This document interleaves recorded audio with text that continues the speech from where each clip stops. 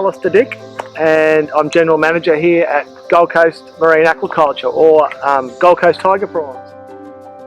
When we first started looking at talking to Mel about shrimp multipath, we kind of identified a key error in the domestication, in the breeding programs, because we thought that really screening for a broad range of pathogens was really the way to identify founder stock. So in other words, stock that we use to develop our breeding program from. So once you've got a pathogen in your breeding program, you don't tend to easily get rid of it. So the more you screen for, then the more chances you've got of keeping that stock clean.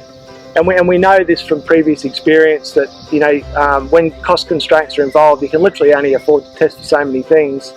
So it's been very useful, and actually for the first time this year we've got 4 families of SPF, specific pathogen-free breeding animals. So the challenge now is to keep them clean and then turn them into more families next year. So yeah, then that will involve, we have a protocol that's developed by the OIE, and that's 4 times per generation they get tested. So we get to test them destructively at PLs, we get to test them at juvenile, we get to test them at sub-adult before we take them into maturation, and then once the animals are spawned, we get to target specific organs out of those animals and get a very targeted and specific test on those animals to make sure that at the end of their life cycle they haven't passed anything on to their progeny.